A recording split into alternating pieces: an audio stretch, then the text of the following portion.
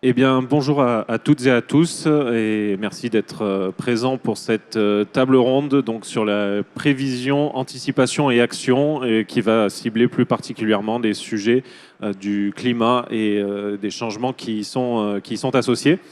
Pour parler de ce sujet, donc on a quatre experts autour de la table ce soir et je vais leur laisser une petite minute chacun pour se présenter la société qu'ils représentent aussi, pour que vous ayez un petit aperçu du panel que vous avez en face de vous. On va commencer par le fond. Emmanuel, je te laisse ouvrir le bal. Donc, bonjour à tous, Emmanuel Buisson. Donc, je suis le directeur recherche et innovation chez Winat. Donc, chez Winat, en fait, on a un métier qui couvre l'ensemble de la data agrométéorologique avec des offres autour de capteurs météo et sol, un pôle data science avec effectivement la valorisation de la data avec un travail autour de tout ce qui est algorithmie et mathématiques, et puis une application mobile qui permet de traduire tout ça auprès des utilisateurs finaux et donc avoir effectivement une information qui va depuis la parcelle jusqu'au conseil agro-climatique.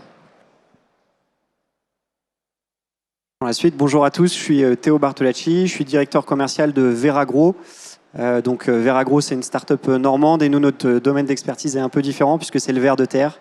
On a pour mission de tirer parti vraiment de la science du ver de terre. Donc on a une expertise sur le lombricompostage, sur la création du lombricompost, sur tout ce qu'il y a d'intéressant dans le lombricompost, et on aura l'occasion de l'évoquer ensuite, et sur la transformation du lombricompost pour le mettre à disposition des agriculteurs dans une solution biostimulante. Donc on aura l'occasion d'en dire un petit peu plus après. Donc effectivement, qui dit ver de terre, qui dit lombricompost, on a aujourd'hui un regard sur la vie du sol qui est assez évident. Bonjour, du coup Clara Dorego, chargée de développement de projets agricoles chez Ombrea. Encore un autre axe du coup de projet cette fois. Nous, on va être sur des ombrières photovoltaïques qu'on va placer au-dessus des cultures. Donc on reviendra un petit peu plus sur le fonctionnement après, mais voilà. Bonjour à tous, moi c'est Grégorioff, je suis chef de projet R&D chez Mycophyto. Donc chez Mycophyto, nous on va travailler plus sur les champignons mycorhiziens et également dans la biostimulation. Donc les champignons mycorhiziens, ils vont faire une symbiose avec la plante qui va apporter des bénéfices divers à la plante. Et nous, on s'attelle à utiliser les champignons mycorhiziens indigènes pour restaurer la fonctionnalité des sols. Parfait, merci à tous pour ce petit tour de table et ces présentations. Donc on a un panel qui est relativement complémentaire autour de la table. Et pour commencer les échanges et le débat, qui mieux que toi Emmanuel pour attaquer le sujet du changement climatique aujourd'hui et nous en parler. Donc tu es docteur alors je l'ai noté parce que c'est un petit peu long, docteur en physique de l'atmosphère, et donc tu vas pouvoir nous partager en tout cas le constat sur ces évolutions climatiques qu'on a connues, dont on parle beaucoup, mais qui ne datent pas forcément d'hier. Oui, tout à fait. Alors, il y aurait beaucoup à dire et c'est vrai que l'actualité de cette année a été encore marquante en termes de météorologie et donc d'un certain nombre d'aléas que nous avons pu effectivement observer sur l'année 2022, mais aussi en fait sur les dernières années, comme on a pu voir. Et ben en fait, si on regarde un peu les dernières années, les 10 dernières années, on s'aperçoit que finalement depuis 2018, 2019, 2020, on a effectivement des années qui sont parmi le panel du top 5 des années les plus chaudes. On voit effectivement que depuis 5 ans, on a une fréquence qui augmente en termes de gel de printemps, avec notamment des dates de débourrement qui sont un peu avancées du fait des hivers doux, et puis des gels printaniers qui sont encore là parce que fin mars, début avril, mi-avril, on est encore sur des probabilités assez importantes. Et puis, l'année 2022 va être marquée vis-à-vis de ça. C'est effectivement cette gestion de l'eau, ou en tout cas ce cumul de l'eau, de pluie qui aujourd'hui, on observe en fait pour des cumuls qui pourraient être presque équivalents. En fait, on a surtout des répartitions intra-annuelles qui sont de plus en plus différentes de ce qu'on avait l'habitude de voir historiquement. Et donc, on a effectivement ce contraste qui est là depuis un certain nombre d'années où d'une année sur l'autre, on s'aperçoit que l'eau se distribue différemment par rapport au territoire français. Alors voilà, donc l'année 2022, qui est une année probablement qui va être une année exceptionnelle. On attend le mois de novembre et de décembre, mais aujourd'hui, on est sur une année qui va être une sécheresse anormalement longue. On cumule effectivement, on voit bien sur ce graphique une densité, en tout cas une répartition des états de sécheresse encore actuellement sur bon nombre de territoires français. On a des sols superficiels qui sont très asséchés, c'est-à-dire qu'on a à la fois une sécheresse de surface, mais aussi on voit sur les nappes phréatiques qui vont être effectivement de plus en plus touchées. Le mois d'octobre est fini, donc on a aujourd'hui la stat, c'est-à-dire qu'aujourd'hui, le mois d'octobre, c'est, alors pour vous ça veut peut-être rien dire, mais c'est 3,5 degrés de plus que la normale sur les 30 dernières années. C'est hallucinant. C'est-à-dire que quand on parle d'un changement climatique qui va être autour de 1, 2, 3, là sur le mois d'octobre, on est à 3 degrés. Et on est en train de s'orienter vers une année 2022 qui serait peut-être autour de plus 1,5, plus 2, sachant que par exemple 2020, on était à plus 1,6 et qui est déjà pratiquement le top.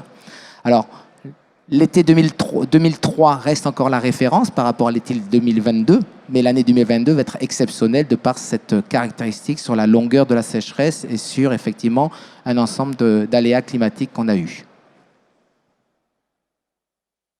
Alors l'impact sur ce qui pourrait être les rendements au niveau agricole. Alors on a les premiers résultats, c'est ce qu'on va chercher au niveau des premières choses, mais on a un volume de récolte viticole qui va être certainement supérieur, mais supérieur à l'année dernière, sachant que l'année dernière était une mauvaise année. Si on regarde par rapport aux années précédentes, on est quand même sur la baisse des volumes. Et on va avoir aussi probablement des caractéristiques de vin qui vont être profondément différents entre un Bourgogne, un Alsace, un Bordelais, un Sud-Est. Pour exemple, on pense que les vins méditerranéens vont certainement mieux s'en sortir alors qu'ils ont eu plus de 20 jours à plus de 35 degrés que des vins bordelais qui ont subi une sécheresse où le merlot a eu beaucoup de mal à survivre, je dirais, à ces épisodes caniculaires. Probablement, je ne fais pas de pub, mais vin du centre, vin de Bourgogne, ça va être des millésimes exceptionnels.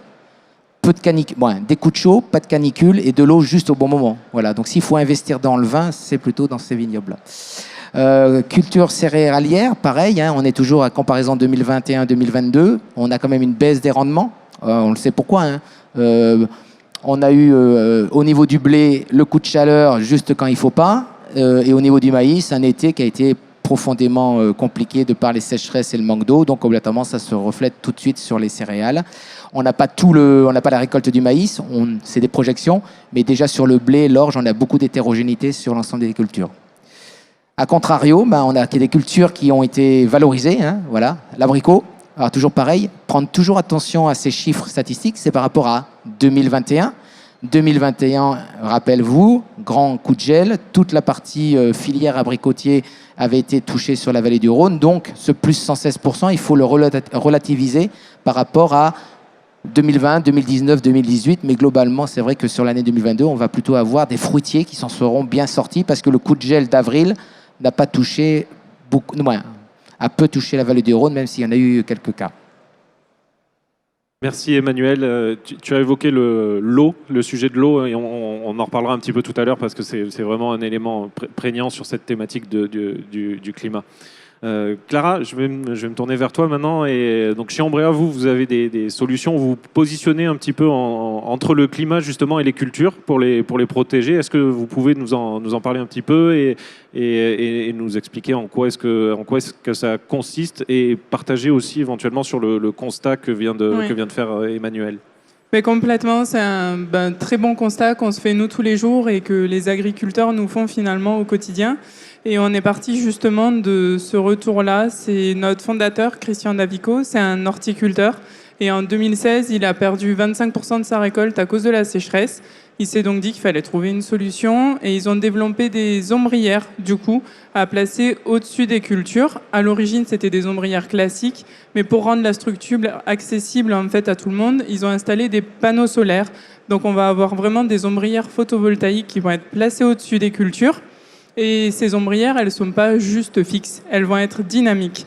Donc nous, en interne, on a des équipes en fait à la fois informatiques, agronomiques et mécaniques, et on va pouvoir mettre toutes nos compétences en collaboration pour faire ce qu'on va appeler un design de projet.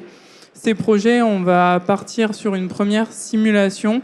Donc on se base des données climatiques qu'on peut avoir, type par les experts WINAT, et on va pouvoir finalement nous faire des simulations d'ombrage, projeter un petit peu comment les plantes elles vont se comporter, comment on va pouvoir placer l'ombre au-dessus de ces cultures pour qu'elles se développent au mieux.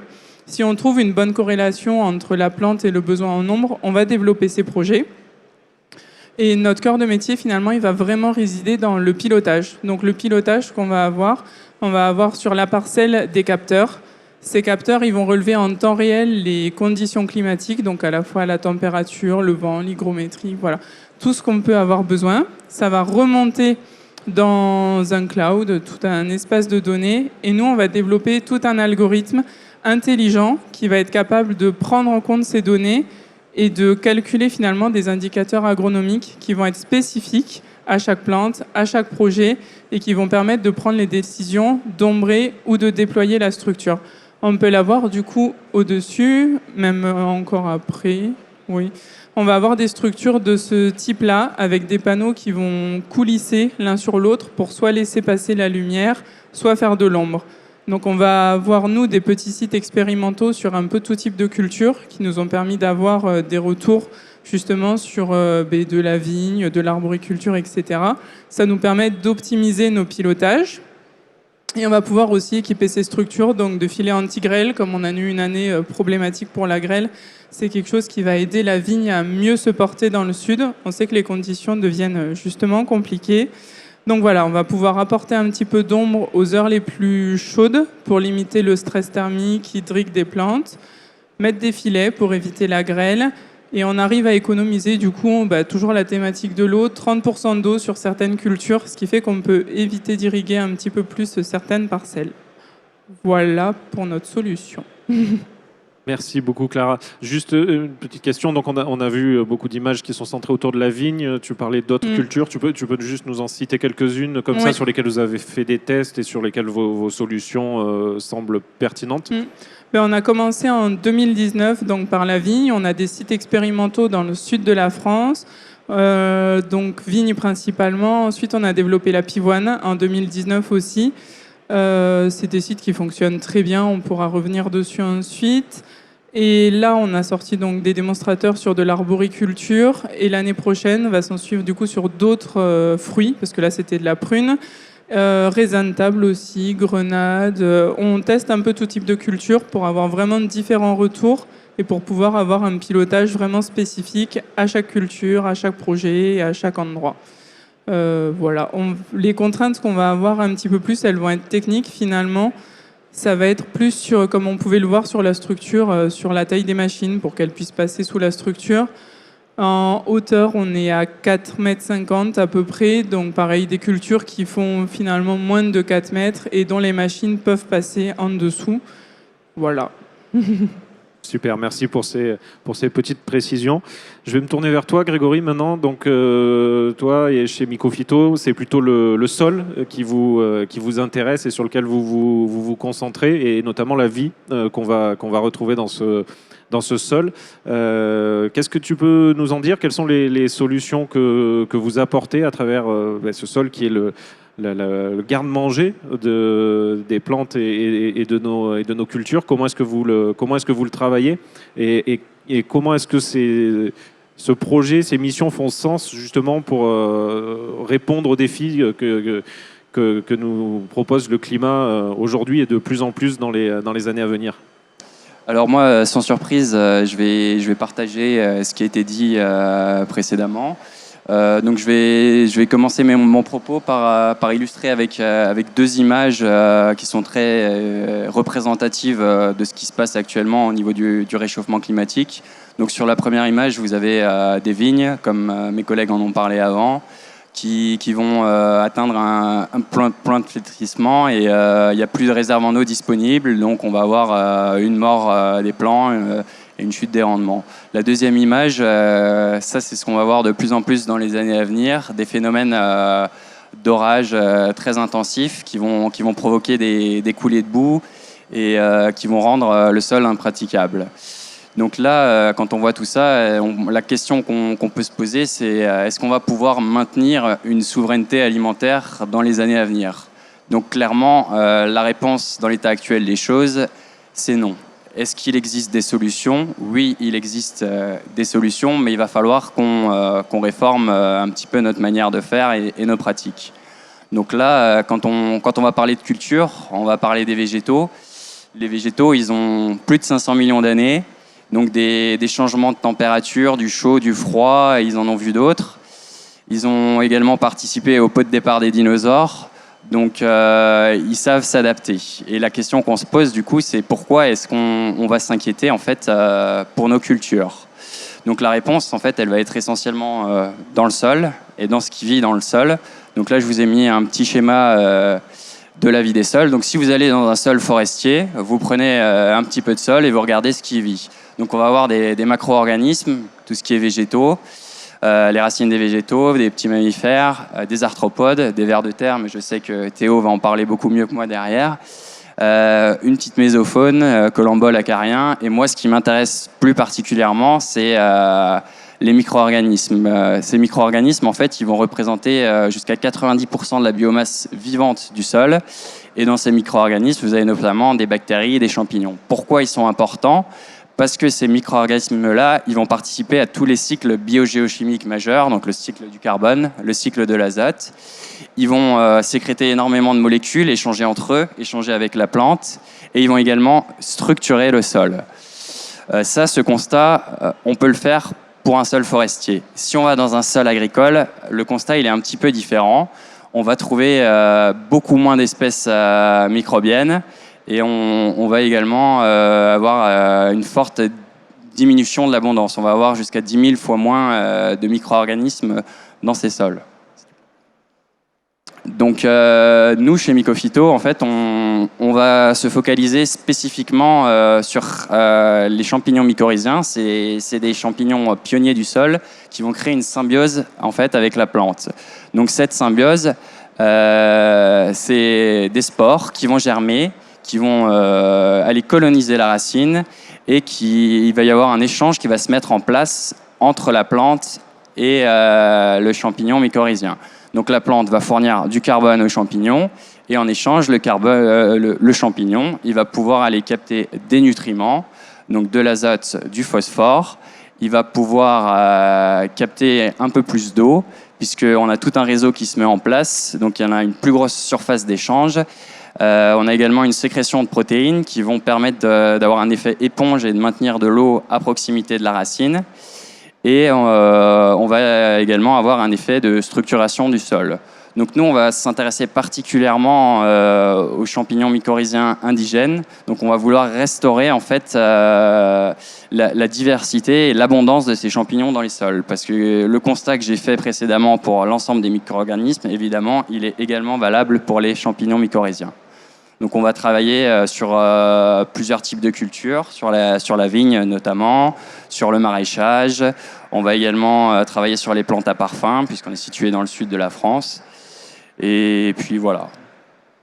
Très bien, merci pour ces éclairages. Et donc Théo, on va rester dans le sol, c'est ça, et s'intéresser à des organismes un peu plus gros, et notamment les vers de terre, si je dis pas de bêtises. Donc est-ce que tu peux nous en parler un petit peu, nous parler de ta solution, enfin de la solution portée par Veragro? Oui, tout à fait. Tu as vu juste. Je vais faire un focus sur ce qu'on a vu sur la slide d'avant en bas à gauche, le ver de terre. C'est par ce prisme évidemment que nous, on adresse le sujet de revitalisation des sols et de résistance au stress pour les plantes. Alors avant de rentrer dans le vif du sujet, le constat c'est que les sols sont appauvris. À notre échelle, on l'a observé avec les vers de terre. Les vers de terre, leur population a été divisée par 10 dans certains sols en l'espace de 20-30 ans. Et un sol qui est pauvre en vie, c'est un sol qui ne permet pas aux plantes d'aller chercher efficacement les nutriments et de se défendre efficacement face au stress abiotique et même biotique. Et donc on a vu que le changement climatique venait accentuer tout ça et venait favoriser l'émergence de maladies notamment. Donc le lombricompost aujourd'hui, c'est le sujet sur lequel on travaille principalement. Donc on a le cycle de la matière organique comme domaine d'expertise. Pour faire un petit focus encore une fois sur le ver de terre qui travaille principalement sur le cycle de la matière organique, c'est le ver de terre épigé. Donc c'est celui qu'on a dans les 10-15 cm supérieurs du sol et dont le rôle naturel à l'échelle de la nature est de dégrader la matière organique et les végétaux en décomposition qui sont sur le sol. Ces végétaux ils vont passer par son tractus intestinal, ils vont être dégradés par tout un tas d'enzymes et par une flore microbienne particulièrement intéressante et riche. Et justement, c'est ce qui enrichit le lombricompost, à la fois en nutriments et d'un autre côté en éléments qui vont permettre d'améliorer les qualités physico-chimiques du sol. Donc je pense aux phytohormones, aux acides humiques et évidemment, on en parlait juste avant, une richesse aussi naturelle en micro-organismes. Donc on va le voir sur la slide d'après, comment est-ce que le lombricompost permet aux plantes de puiser efficacement les nutriments et donc in fine de se défendre plus facilement. La première action, c'est de réensemencer de la vie dans le sol, donc de manière évidente, d'où sa richesse dont je parlais juste avant en micro-organismes. La deuxième action, c'est de stimuler la vie microbienne qui est déjà présente dans le sol. Et ces deux actions combinées elles vont permettre de développer l'activité enzymatique du sol et de favoriser la dégradation de la matière organique. Ensuite, pour le troisième point, je le disais, on améliore avec le lombricompost les qualités physico-chimiques du sol, donc la biodisponibilité des nutriments. Et enfin, on a aussi un impact, je vais dire, direct sur la stimulation de la croissance végétale. Donc on va permettre à la plante d'aller pousser plus rapidement pour passer les stades auxquels elle est particulièrement vulnérable. Donc pour résumer un petit peu le propos, en gros, le ver de terre, le cycle de la vie organique et in fine le lombricompost permettent à la plante d'avoir l'arsenal de vie nécessaire pour puiser les nutriments efficacement et donc se défendre efficacement face au stress émergent. Très bien. Du coup, on voit à travers cette présentation que vous avez tous des solutions qui sont positionnées à différents échelons sur la chaîne de valeur et même physiquement pour répondre à ces changements. Je vais faire un petit focus sur Winat, puisque Emmanuel, il me semble que vous, dans cette thématique changement climatique, vous avez lancé il y a très peu de temps une nouvelle solution, en tout cas un nouveau système. Est-ce que tu peux nous en dire quelques mots en quelques minutes? Oui, effectivement. Donc assez rapidement, en fait, le constat du changement ou du dérèglement climatique, on commence à effectivement l'avoir de plus en plus au travers des observations. Après, la question, c'est soit on le subit, soit on essaye de l'anticiper. Chez Winat, au travers d'un certain nombre de retours terrain avec nos clients et tout ça, il y a eu une demande de se dire, est-ce qu'aujourd'hui, on peut essayer de mieux connaître ce qui va se passer en 2030, en 2040, en 2050. Au-delà, c'est un peu plus de l'utopie, mais en tout cas, on sait que le climat en 2030, c'est un climat qui est quasiment acquis du fait de la dynamique qu'on a au niveau de cette variabilité. Donc, chez Winat, on a effectivement travaillé pendant de nombreux mois sur des projections climatiques à l'échelle de la parcelle qui sont issues effectivement des derniers scénarios du GIEC, avec des scénarios qui sont effectivement sur le fameux 4.5 et 8.5, qui sont en fait, le 4.5 c'est le scénario qui serait idéal, le 8.5 c'est le scénario actuel, donc voilà. Et donc ça va nous permettre de travailler avec nos clients à l'échelle de la parcelle sur des profils agroclimatiques. Ça veut dire quoi? Ça veut dire qu'on va pouvoir, par exemple, sur un domaine viticole, pouvoir travailler sur les 40 dernières années, faire ce profil agroclimatique de l'évolution d'un certain nombre d'indicateurs pertinents pour la vigne et la conduite de la vigne. Et puis, on va aller pouvoir se projeter sur 2030, 2040, 2050 et puis faire des comparaisons. C'est-à-dire qu'on ne va pas forcément regarder la valeur exacte de la tendance, on va surtout la situer par rapport à ce qu'on connaît sur les 40 dernières années. Je parle de ça, mais par rapport à ce qu'on a vu sur les différentes applications, que ce soit sur le sol ou tout ce qui va être l'agro-photovoltaïsme, on a la capacité de se dire comment on se projette dans 2030, 2040, 2050 et comment chacun, on peut amener des solutions à nos agriculteurs pour pouvoir en fait ne plus subir, mais essayer d'anticiper et de faire cette mutation qu'on a besoin de faire auprès de l'agriculture en général et nos solutions qui sont des solutions d'innovation. C'est un peu, ça peut être un outil d'aide à la décision pour une stratégie culturelle au niveau d'un territoire, d'une coopérative, Alors, je dis souvent, c'est une culture, un terroir, un climat. Et donc, dans le terroir, il y a tout ce qu'on a dit précédemment. Et ce qui est important, c'est que quand on va commencer à travailler sur des filières, est-ce que demain, on va pouvoir continuer ces filières-là au-dessus de la Loire, au-dessus de la Seine? Est-ce que demain, on doit investir sur des gros investissements industriels? Quelles sont les capacités 2030? C'est quand on a des gros investissements d'avoir de nouvelles filières ou de garder des filières existantes. C'est ça qu'on va essayer de mettre en place. Ça, c'est pour la partie très coopérative et tout ce qui est agriculture. Et avec tous nos partenaires, je dirais AGTech, on a la capacité de leur fournir avec leurs outils, des informations pertinentes pour savoir qu'est-ce qui va se passer en 2030-2040 et eux, faire tourner l'ensemble de leurs solutions pour se projeter avec nos clients. Oui, on voit bien venir le sujet de la complémentarité de toutes ces solutions pour répondre aux défis. On y reviendra un petit peu. Je vais rebondir sur quelque chose qui a été évoqué tout à l'heure. Donc, on parlait du sujet de l'eau. 2022 donc, en a été un exemple. L'eau est une ressource rare et précieuse, notamment en agriculture. De votre point de vue, comment vous visualisez les années futures et les stratégies pertinentes qui pourraient être mises en place autour de cette thématique. Du coup, c'est un sujet épineux, donc je vais te laisser la parole, Emmanuel. Tu as un peu plus de cheveux blancs que tes camarades, donc je te laisse ouvrir le bal sur ce sujet, mais on fera partager également. Merci pour les cheveux blancs. Non, en fait, la gestion de l'eau, dans nos aspects très professionnels, on se doit d'essayer d'amener des solutions. L'eau de demain, je ne peux pas vous dire si l'année 2023, quelle va être la quantité d'eau qui va tomber sur le territoire français. Personne ne le sait et de toute façon, ça sera encore une découverte, malheureusement, au fur et à mesure de la situation météorologique qui va se passer.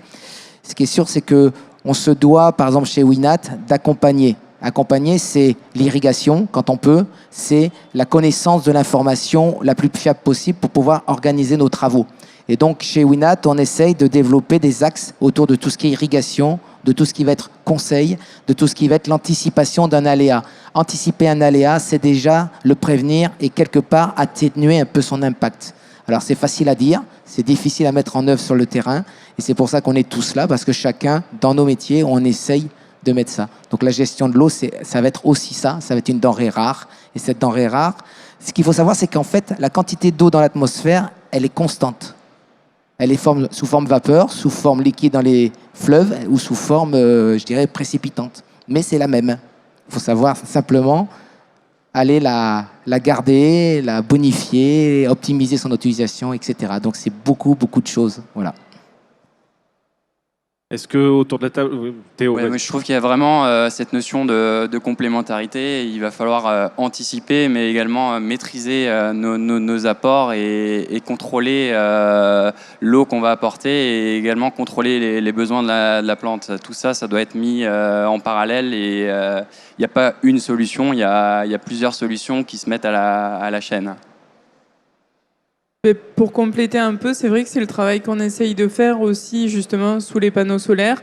On va travailler en collaboration avec Telaqua particulièrement sur tout un système d'irrigation intelligente finalement qu'on va pouvoir piloter et pour justement optimiser ces ressources en eau. Sous l'ombrière, on va aussi réussir à baisser justement la quantité d'eau dont on va avoir besoin, dont la plante a besoin. On va éviter de perdre finalement par évapotranspiration une partie d'eau aussi sous le sol puisqu'on va ombrer. Donc il y a vraiment cette synergie entre tout ce qu'on retrouve bien sur l'eau. Alors, toutes ces solutions-là, vous les proposez, elles sont à destination des agriculteurs, elles sont mises en place, utilisées aujourd'hui. De votre point de vue et des retours terrain qu'il peut y avoir, comment est-ce qu'elles sont perçues, appliquées, utilisées sur le terrain au quotidien par les premiers concernés par ces sujets qui vivent et qui prennent en pleine face quelque part toutes ces problématiques de changement climatique? Comment est-ce qu'ils le vivent? Comment est-ce que vous ressentez et vous percevez la sensation de leur côté? Théo, je te laisse commencer peut-être sur le sujet. Ouais, tout à fait. c'est vraiment ces parties prenantes en plus sur les solutions qu'on déploie de nos stratégies d'apporter des solutions qui sont nouvelles, qui se multiplient énormément. On parle de biostimulation. Et donc avoir le retour terrain et savoir comment est-ce que la solution est acceptée, c'est primordial pour nous aujourd'hui. Donc c'est plutôt bien accepté. De toute façon, dès qu'on parle de revitalisation des sols, ça fait sens pour tout le monde dans tous les cas. Après, sur vraiment notre sujet, ce qu'on nous dit de manière globale, ok, un biostimulant, je suis pas contre l'utiliser, au contraire, s'il me permet d'avoir une plante plus résistante, plus résiliente. Mais par contre, le pendant de ça, c'est je veux aller chercher des rendements, évidemment. Donc c'est ça le retour terrain qu'on nous fait. Et l'autre retour qui est aussi évident et qui est le pendant de ça, c'est comment est-ce que la solution va s'adapter facilement dans mon itinéraire. Dans quelle mesure est-ce que moi ça va me permettre de continuer à mener mon travail au quotidien de la manière la plus simple possible, quoi. C'est vraiment très important cette notion d'itinéraire de culture derrière. Moi je pense que c'est un élément majeur quand on discute avec les agriculteurs, c'est qu'il faut les accompagner justement à adapter peut-être leur itinéraire de culture sur ces nouvelles solutions qu'on va proposer. Peut-être en termes de retour sur nos ombrières aussi. Du coup, j'ai évoqué tout à l'heure les 2 sites qu'on a principalement dans le sud, en vigne et en pivoine. Donc, c'est les retours qu'on a les plus longs à aujourd'hui. En vigne, on a un agriculteur aussi très satisfait puisqu'on peut le voir quand on va sur les sites durant l'été. La vigne se porte vraiment beaucoup mieux sous ombrière qu'à côté. On est sur 10 sites en plus qui ne sont pas irrigués, donc où la vigne souffre vraiment en dehors de l'ombrière. Il a pu finalement vendanger une année plus tôt qu'en dehors de l'ombrière, donc des revenus aussi pour l'agriculteur plus tôt, des rendements qui sont sécurisés, qui sont meilleurs à date sous l'ombrière pour les vendanges de cette année en tout cas. Donc ça reste à pondérer et à voir sur les années à venir. Mais aujourd'hui, il est vraiment content. Et sur la pivoine également, voilà, des très beaux résultats. Il a aussi plus de fleurs qu'il peut revendre plus longtemps sur une plus longue période. Donc ça lui assure un revenu aussi un peu plus sécurisé. Voilà. Dernière chose, sur l'itinéraire, effectivement, chaque itinéraire culturel dépend effectivement de la variabilité météorologique qu'on va subir au quotidien. Et donc je rejoins ce pilotage de nos solutions qui sont mises les unes avec les autres permet à l'agriculteur d'avoir cette anticipation et une meilleure connaissance de l'itinéraire culturel qu'il va subir et qu'il peut anticiper après pour essayer de faire en sorte d'aller jusqu'au bout de la culture et de sa production avec le meilleur rendement possible en fonction des conditions météorologiques qu'il aura remplies pendant la campagne. Voilà. Oui, et donc Clara, tout à l'heure, tu évoquais une collaboration avec Telaqua, qui est une société donc spécialisée dans le pilotage de l'irrigation, et j'imagine que c'est justement sur ces sujets-là de gestion et d'optimisation de l'eau sur les exploitations que vous collaborez ensemble. Oui, complètement. On va vraiment. En fait, ils ont un système de vannes finalement, juste qui s'ouvre et se ferme, et nous, on va développer le pilotage à l'aide de ces vannes pour apporter vraiment la juste quantité d'eau au bon moment à la plante. Et cette quantité d'eau, normalement, devrait être moindre puisqu'on nombre la parcelle et on évite de perdre par évapotranspiration une partie de l'eau. En couplant tout ça, on essaie d'optimiser vraiment cette ressource en eau et voilà. Il y a encore plein de choses à faire sur l'eau, on le sait, et on est en étude de plein de projets et on va essayer de faire tous au mieux. Et justement, donc en parlant de ces collaborations, comme on le disait tout à l'heure, c'est vraiment la complémentarité de toutes les solutions. Et là, on en présente 4, mais il y en a une foultitude sur ce stand de la ferme digitale aujourd'hui. Quelles sont les interactions qu'on peut avoir et retrouver entre vos différentes structures pour répondre de manière globale à ces problématiques et essayer d'apporter vraiment des solutions complètes? Parce que on a tous en tête que l'objectif idéal serait d'avoir, pour les agriculteurs, la solution qui permet de répondre. Mais ça, on sait très bien que on va jamais dire jamais, mais elle est difficile à trouver aujourd'hui. Donc c'est plutôt dans la complémentarité qu'on va trouver ça. Et donc je crois savoir qu'entre certaines structures ici, et donc Mycophyto et Winat notamment, il y a justement des collaborations qui sont en place et des interactions pour justement profiter de la compétence de chacun et de la complémentarité sur certains sujets. Grégory, tu peux... Ouais, typiquement, nous, on a eu cette nécessité en fait d'aller voir l'impact qu'a la mycorrhization sur la rétention d'eau Donc il y a énormément d'études scientifiques derrière, mais après, quand on va voir le client, il va nous dire oui, mais vous concrètement, vous, qu'est-ce que vous avez mesuré?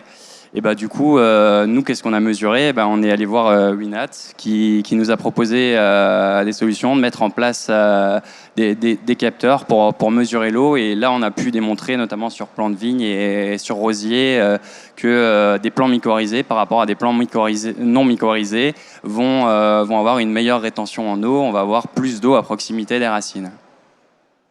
Emmanuel, tu veux peut-être compléter un peu, enfin nous expliquer justement comment tu as pu, à partir d'une problématique, Alors, répondre. Ouais, on a eu effectivement dans l'opérationnalité, mais dans un cadre un peu plus recherche, on a aussi accompagné Mycophyto sur la caractérisation d'un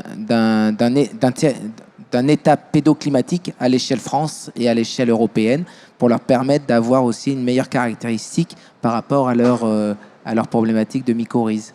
Donc on voit bien qu'en fonction du produit, on a ces aspects plutôt recherche, plutôt études, et après on a vraiment le suivi au quotidien. Et c'est vraiment en fait la force de nos solutions et surtout de notre capacité chacun dans notre métier au sein de la ferme digitale, d'aller s'aider, s'entraider, coopérer, co-construire ensemble pour que chacun, on amène une solution complémentaire, comme tu disais, auprès de nos clients qui deviennent des clients communs. Voilà.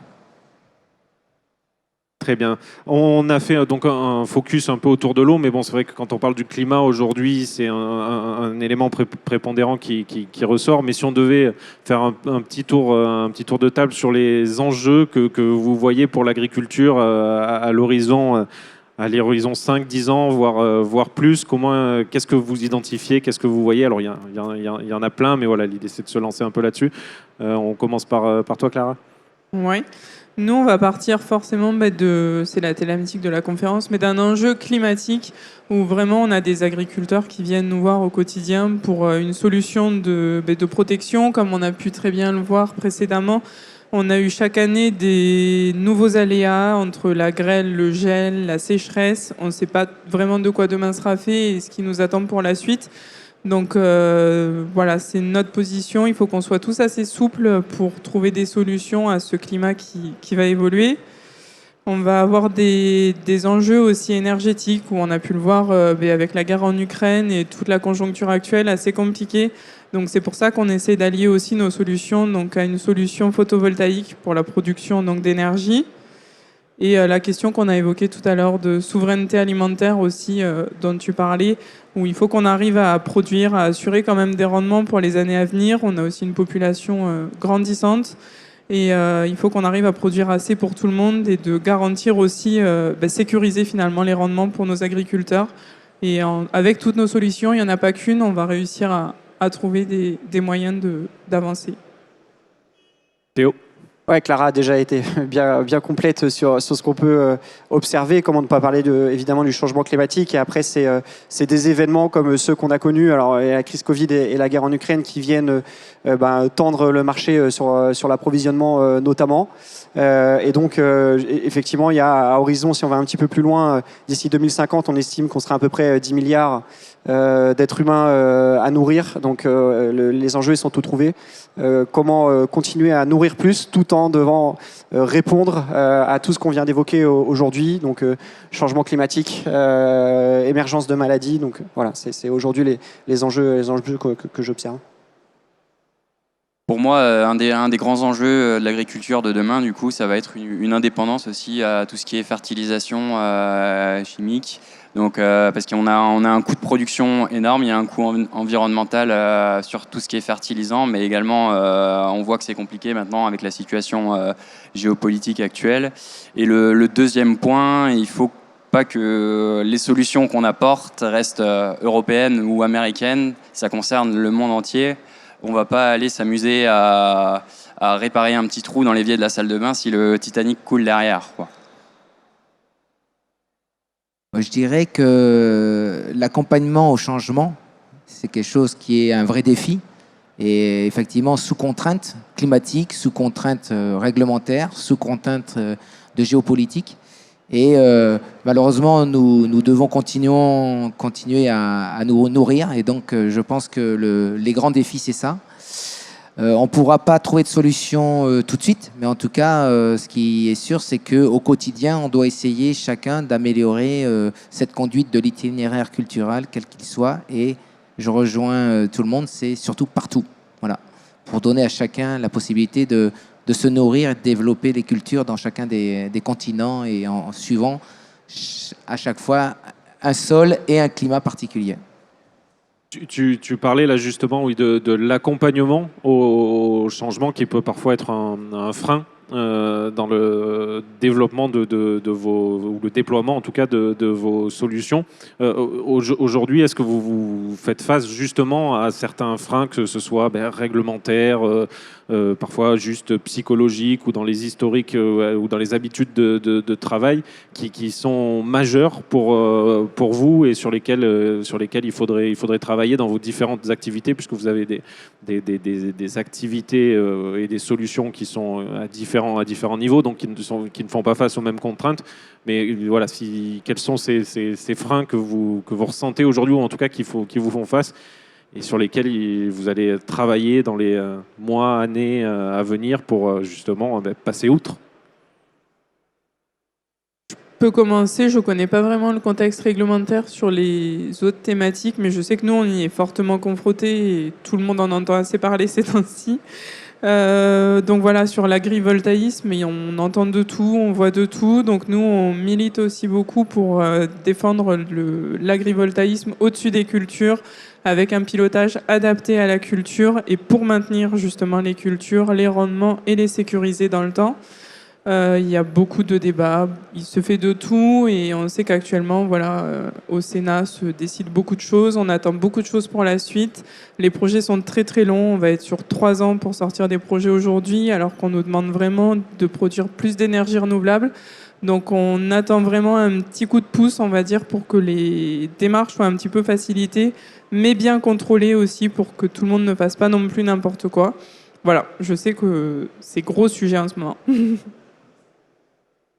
Ouais, moi je pense que l'innovation a toujours un coup d'avance sur l'administration, malheureusement.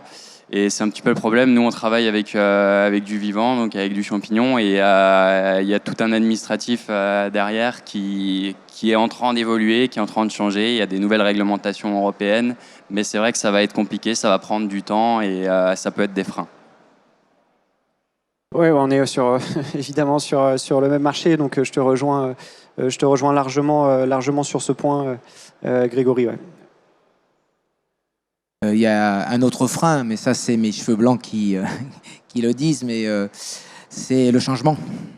C'est-à-dire que on nous impose un changement rapide pour pouvoir une évolution. Et on va devoir changer de paradigme, on va devoir changer la façon de penser, peut-être changer notre façon de vivre aussi. Et donc voilà, c'est pas facile, c'est individuel, mais c'est aussi collectif. Et c'est pas noir ou blanc, c'est toujours des nuances de gris. Voilà. Donc c'est ça aussi un vrai défi et les contraintes qu'on pourra avoir, quelles qu'elles soient. Donc une bonne partie sur le sujet réglementaire quand même, mais qui est associée à l'innovation. Hein. De toute façon, effectivement, je pense que l'innovation doit d'être au-delà de la réglementation. Après, derrière, ça fait aussi partie, j'imagine, de votre travail au quotidien, de faire évoluer ces choses-là. Et donc, effectivement, le changement à l'échelle de tout un chacun, mais aussi à une échelle plus globale qu'il faudra accompagner dans les années à venir. On a un petit peu d'avance donc sur cette table ronde. On peut en profiter si jamais il y a des questions dans le public pour vous interroger.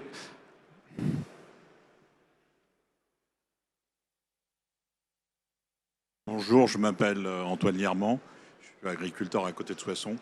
Vous avez parlé de 4,5 à 8,5. On est bien en degrés, là? Non. Alors, c'est du jargon, excusez-moi, c'est du jargon technique. Parce que normalement, c'est un 5. Voilà, en fait, dans les définitions du GIEC, vous avez des scénarios d'émissions qui sont donc Vous savez qu'en ce moment, vous avez la COP27 qui est en train de définir, en fait, chaque pays s'engage à faire des réductions d'émissions équivalent CO2. Tout ça est compilé dans des scénarios d'émissions qui sont mis dans les modèles d'évolution du climat. Donc, le modèle d'émission, ce que j'appelle moi le scénario 4.5, c'est un modèle d'émission qui correspond aux engagements de la COP Paris de mémoire, d'accord ? Qui fait que nous serions, avec ce scénario 4.5, à une réduction des émissions à l'échelle planétaire équivalent CO2 qui permettrait de limiter le réchauffement climatique à 1,5 degré. Okay ? Le 8.5, c'est le taux d'émission que nous avons actuellement.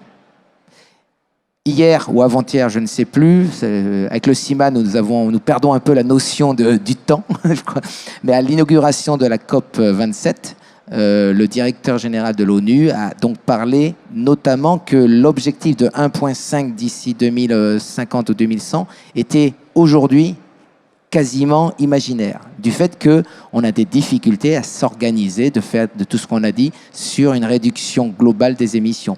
C'est pas parce que l'Europe va faire des choses importantes que quelque part, si les États-Unis ou si la Russie ou si d'autres pays ne sont pas ces engagements, je vais pas parler de la Chine, mais bon voilà. Donc il faut qu'il y ait un consensus à l'échelle internationale pour permettre en fait une réduction de ces émissions. Donc les scénarios 4.5 et 8.5, ça correspond effectivement en parallèle à une augmentation de 1,5 degré au niveau scénario 4.5. Ne me demandez pas à quoi on s'attend avec le 8.5. Ben oui, je sais bien, je vous ai bien vu. On est sur 2,5. En fait, on n'en sait rien. Et en fait, le message que je veux faire passer, c'est que vous avez beaucoup d'informations au niveau du changement climatique. Et c'est comme la météo. Le changement climatique, il faut rester très humble. C'est-à-dire qu'en fait, personne ne sait aujourd'hui ce qui va se passer demain. Et donc, l'homme essaye de trouver, ou en tout cas de trouver une information qui va être de dire qu'est-ce qui va se passer demain. Et en fonction de ça, c'est une tendance. Voilà.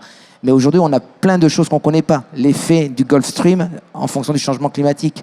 Pour ceux qui connaissent, il y a les fameux scénarios La Niña, El Niño dans le Pacifique. Tout ça, c'est hyper complexe. Et en fait, on n'a pas toutes les connaissances. Et on essaye aujourd'hui, en fait, d'avoir des certitudes sur, finalement, que 30, 40, 50 ans d'années climatiques.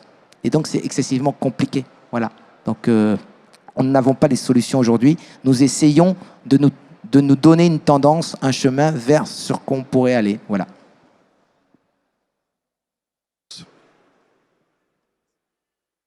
Est-ce qu'on a d'autres questions tant que je suis là? Hop. Voilà, parfait. Merci.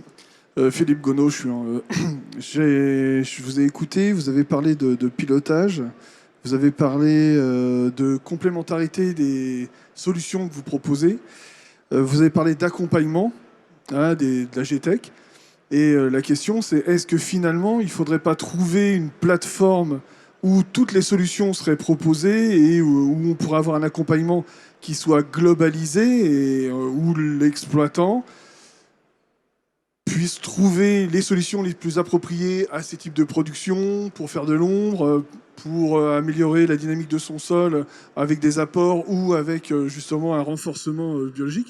Est-ce que finalement toutes ces solutions, j'ai parcouru un peu toute la Startup Village et beaucoup de personnes proposent des solutions mais qui sont toutes isolées dans leur coin et ça paraît relativement difficile de pouvoir avoir une vue globale et d'imaginer une exploitation connectée puisque c'est de cela dont on parle.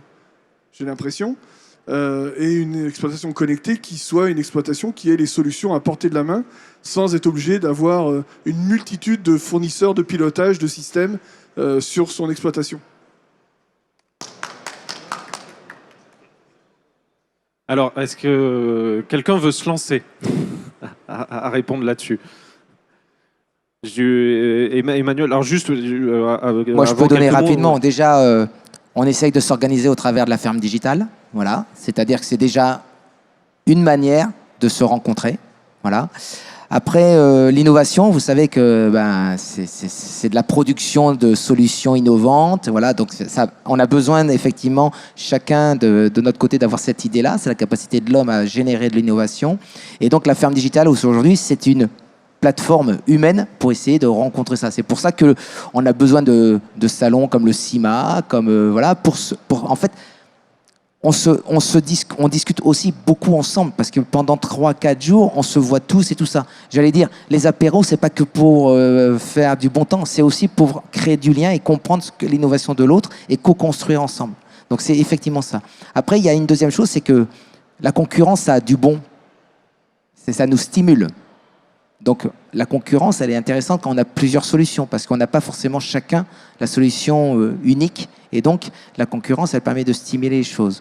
Et après, il y a effectivement le vœu utopique de dire, est-ce qu'on pourrait avoir une seule plateforme? Je pense qu'il y a des solutions qui se créent, il y a des affinités qui se créent entre chacun de nous, et on essaye de proposer une simplification de l'information. Voilà. Donc c'est ce qu'on essaye au quotidien. C'est long, Paris ne s'est pas fait en un jour, comme on dit. Et la demande de l'agriculteur, elle est aussi compliquée parce que son travail est compliqué. Et qu'on doit essayer de trouver une solution qui va répondre à l'ensemble de ces problématiques, qui doit être pragmatique, simple dans son travail. Et donc, on a aussi, quelque part, un utilisateur qui globalement, est très complexe voilà. Donc, et qui chacun va avoir ses propres sensibilités. Mais je crois que ce qu'on essaye au travers de la ferme digitale depuis quasiment maintenant 6 ans, hein, c'était ça. C'est que... Voilà. Il est 18h, le salon ferme ses portes. Nous vous remercions de votre visite. Nous vous souhaitons une excellente soirée. Ladies and gentlemen, c'est Choisis vos hymnes. Thank you for your visit. We wish you a nice evening. Juste pour finir, c'est que c'était, alors Karine pourra confirmer, mais je crois que la ferme digitale, c'était 10 startups au début. Aujourd'hui, c'est plus de 120. Voilà, donc on essaye d'aller dans ce sens-là. Oui, c'était même moins que ça. Et effectivement, c'est la première brique de réponse à votre question. C'est vraiment déjà de commencer à faire le tour d'horizon de toutes ces solutions qui existent et essayer de les rassembler au même endroit. Et effectivement, peut-être que les briques suivantes, en les empilant, amèneront à terme à quelque chose qui permet de, en fonction de ces problématiques, de ces besoins et de ces projets, d'avoir une multitude de solutions qui sont automatiquement déclinées et proposées et adaptées aux exploitations de chacun, qui sont toutes extrêmement différentes. C'est un peu comme les sols qui sont, en fonction de là où on va, tous extrêmement différentes et qui ont besoin de réponses spécifiques et adaptées à chacun. Je pense qu'on va conclure là-dessus, puisque de toute façon, le salon est fermé maintenant, donc vous êtes coincés avec nous, mais vous pouvez rester et continuer à faire un petit tour sur le stand de la ferme digitale. Merci à toutes et à tous, merci aux intervenants pour votre participation et ces échanges.